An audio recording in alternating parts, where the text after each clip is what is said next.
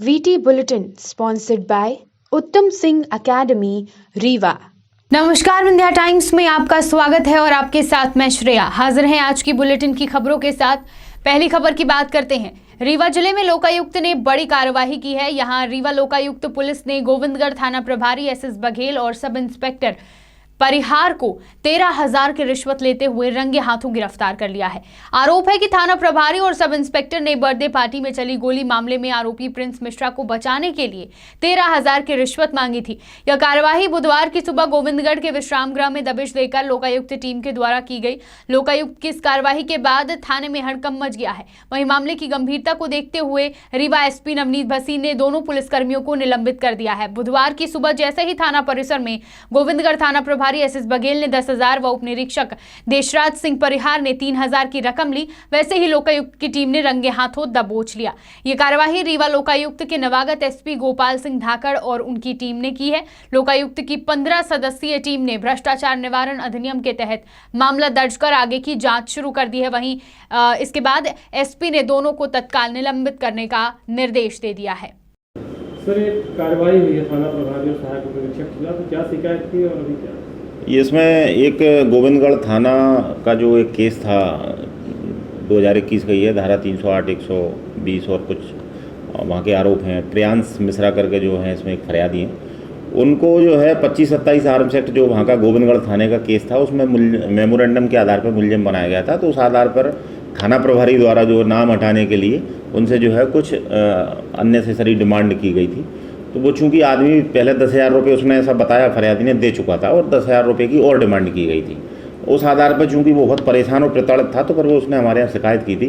उस शिकायत के आधार पर जो है पूरी जो लोकायुक्त की जो द्वारा कार्रवाई की जाती है उस प्रोसेस को अपनाया गया। उस प्रोसेस में जो है फिर उसकी रिकॉर्डिंग करवाई गई। तो रिकॉर्डिंग में ये पाया गया कि वो पैसे की डिमांड कर रहा है।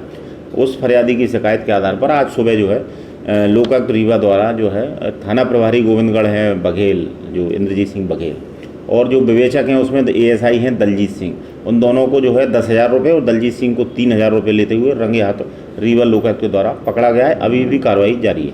शिकायतकर्ता कौन है? प्रियांश मिश्रा करके। सिमरिया क्षेत्र में किसानों के खेतों तक पानी पहुंचाने के लिए बनाए गए जनमोहरा बांध की जमीन पर भूमाफियाओं के कब्जे के बाद प्रशासन द्वारा वह जमीन खाली करवा दी गई। वर्षों से एक कैचमेंट एरिया के तकरीबन 100 एकड़ में धान की खेती की जा रही थी। सिंचाई विभाग के अधिकारियों द्वारा अतिक्रमित भूमि को मुक्त कराने के लिए न्यायालय में वाद दायर किया गया था, जिसके बाद प्रशासन ने हार्वेस्टर से 50 एकड़ की भूमि पर अतिक्रमण खाली करवाया और धान की फसल को कटवाकर जमीन खाली करवा ली। इस पूरे मामले में जमकर सियासत भी हुई और अब रहवासियों द्वारा प्रदर्शन किया जा रहा है। दरअसल स्थानीय रहवासियों ने सिमरिया तहसील कार्यालय के बाहर प्रदर्शन किया और यह मांग की कि जरमोहरा बांध की अतिक्रमण जमीन को जो खाली कराया गया है उसके बाद गरीबों को पट्टा मिल सके, ताकि गरीब अपना और अपने परिवार का भरण पोषण कर सके। ग्रामीणों की यही मांग है कि प्रशासन की कार्यवाही के बाद अब ग्रामीणों को जमीन का पट्टा दिया जाए। अभी तो इन लोगों का ज्ञापन तो नहीं आया, लेकिन जो संज्ञान में आया है तो जो जरमोहरा जलाशय है जहां पर कुछ दिनों पूर्व प्रशासनिक कार्यवाही के अंतर्गत अतिक्रमण हटाया गया था, उसी क्षेत्र के आदिवासी जन हैं जो कि नियमानुसार अपने लिए मांग करने आए हैं कि उनके हितों का संरक्षण किया जाए। इसमें जो है क्या इनकी तरफ से राजस्व या मतलब इससे राजस्व अधिनियम पहले से जो विरासती पट्टे होते थे राजाओं के दिए हुए, इनका कहना है कि हमारे पास वो हैं। क्या आप लोगों ने इसकी वेरिफिकेशन की है कि इनके पास रियासती पट्टे या राजस्व की कहीं जमीन दर्ज है इनके पूर्व? देखिए, जो जरमोहरा जलाशय है ये मध्य प्रदेश शासन जल संसाधन विभाग का जलाशय है।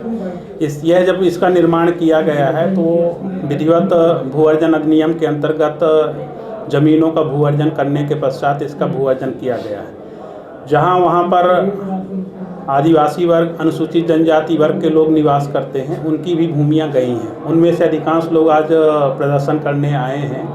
इनकी यह डिमांड है कि जो शासन का नियम है, शासन का नियम यह है कि जो रबी की फसल है, 2 फसलें होती खरीफ और रबी की फसल का पट्टा वहाँ पे नियमानुसार प्रदाय किया जाता रहा है पूर्व में भी, किंतु जो उनको पट्टे प्रदाय किए जाते थे उन पट्टों में उनको खेती नहीं करने दिया जाता। तो वहाँ पर सरंगई के दम पर कुछ वहाँ के लोकल गुंडे टाइप के लोग उनसे ज़बरदस्ती ज़मीन छीन लेते हैं और उनसे अपनी जो उनकी ज़मीन थी, उनका अधिकार था, उन ज़मीनों पर उनके द्वारा अतिक्रमण कर करके उनको खेती नहीं करने दिया जाता और उनको प्रताड़ित किया जाता है तथा उनको बटाई पे खेत दे करके उन्हीं से मजदूरी भी करवाई जाती है।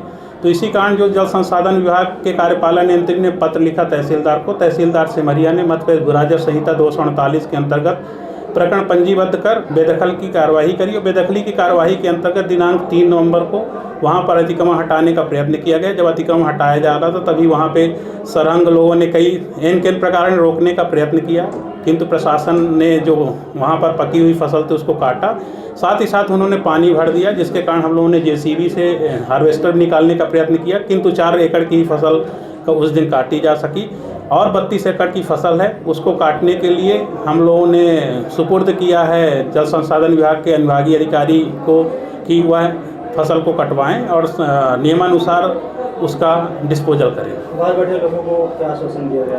आश्वासन अभी तो उन्होंने ज्ञापन दिया नहीं है, लेकिन मेरा आश्वासन यही है कि जो समाज के शोषित वर्ग हैं उनका पूर्ण संरक्षण प्रशासन करेगा। जो वहाँ पे आदिवासी अनुसूचित जनजाति के वर्ग के लोग हैं उनको कोई भी प्रताड़ित नहीं कर पाएगा।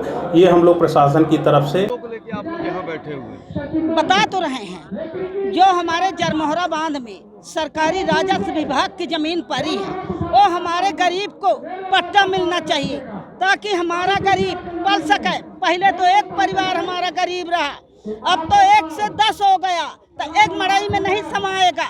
ऐसे कि हमारे जिला कार्यपालन अधिकारी, हमारे तहसीलदार साहब, हमारे पटवारी साहब, हमारे एआरआई साहब, ये सब मिल के हमारे जो 10,000 हरिजन आदिवासी की बस्ती है जरमोहरा बांध के आस पड़ोस में, तो जमीन मिल जा जो हमारे गरीब का पट्टा प्रदान किया जाए ताकि वो गरीब पल सके ढंग से।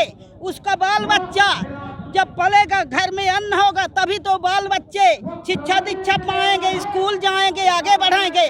और जब नहीं पाएगा तो क्या बढ़ेगा? और 2 पैसा लाएगा मजदूरी करके तो बच्चा पालेगा। आपके पास राजस्व या विरासती पट्टे या ऐसा कोई दस्तावेज है जिसकी वजह से ये प्रशासनिक अधिकारी आपको उनका हक दिला सके? है कुछ आप लोगों के पास? बिल्कुल, काहे नहीं आई, हम पंचायत निरंतर लड़ रहे हैं वह जमीन के कारण कि हम लोगों को मिले। हमारे पटवारी साहब हैं, तहसीलदार साहब हैं, पंच सरपंच है, ये भी साइन कर सकते हैं कि हमारे यहाँ पड़ी है जमीन। यह दस्तावेज है, हमारे कलेक्टर महोदय साहब हैं, ये दस्तावेज ना हो ही उड़न दस्ता ही बताइए अपना पंचे।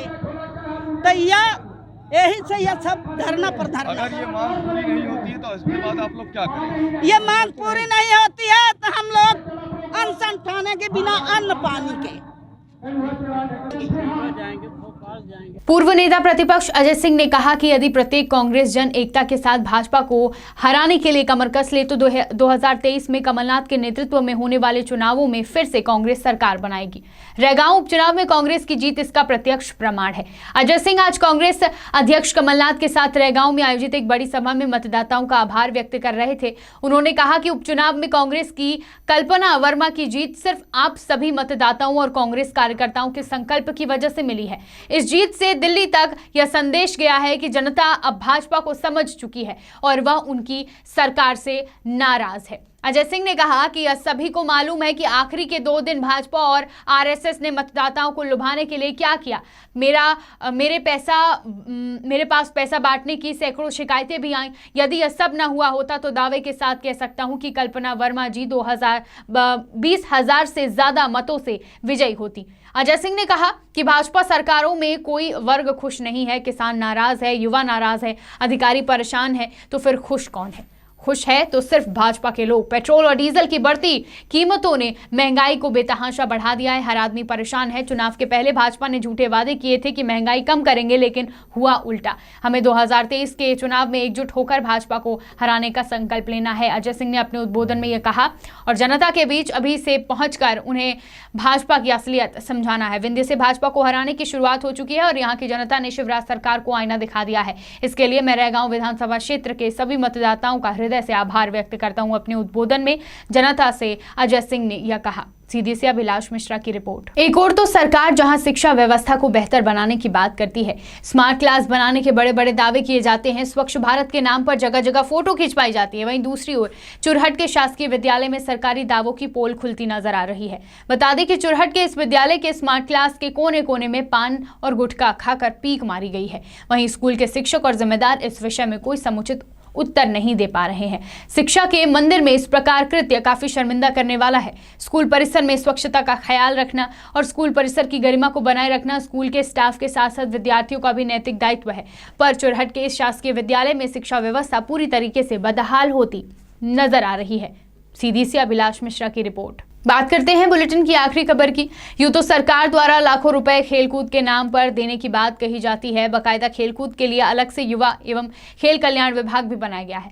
पढ़ाई के साथ साथ खेल को भी बराबर की प्राथमिकता देने की बात कही जाती है। छात्रों और युवाओं को प्रेरित करने के लिए समय समय पर विभिन्न खेलकूद के आयोजन भी किए जाते हैं। पर क्या यह महज खाना पूर्ति नहीं है? यह सवाल इसलिए क्योंकि इन सारे तामझाम के बाद भी स्थानीय स्तर पर जो जगह युवाओं के खेलकूद के लिए बनाई जाती है, क्या कभी उसकी साफ सफाई का भी ख्याल रखा जाता है? इसका एक ताज़ा उदाहरण सीधी जिले के चुरहट अंतर्गत मोहिनी देवी स्टेडियम में देखा जा सकता है। स्टेडियम के भीतर जो कक्ष खेलकूद के लिए बनाए गए हैं, वे कक्ष मवेशियों के लिए आरामशाही के स्थल बने हुए हैं। अब गौशालाओं की स्थिति किसी से छिपी नहीं है और स्टेडियम के कक्षों में कभी साफ सफाई नहीं होती है, इसलिए बेचारे मवेशियों ने भी स्टेडियम को गौशाला समझ रखा है। अब जब जिम्मेदारों का ध्यान इस गंभीर समस्या पर नहीं जा रहा है तो मवेशियों से क्या उम्मीद करें? वहीं स्टेडियम के भीतर भारी गंदगी, पान की पीक और कूड़ा करकट, यही सब देखा जा सकता है। अब कोई खेलना भी चाहे तो कहां खेले? खेल के नाम पर लाखों रुपए सरकार द्वारा खर्च किए जाते हैं। खेलकूद वाले स्थानों और उनके रखरखाव के लिए मोटी रकम भी भेजी जाती है, पर उसका उपयोग कहां किया जाता है, यह बड़ा प्रश्न है। सीधी से अभिलाष मिश्रा की रिपोर्ट। विंध्य की तमाम खबरें लेकर कल फिर हाजिर होंगे। देखते रहिए विंध्या टाइम्स। बहुत बहुत धन्यवाद।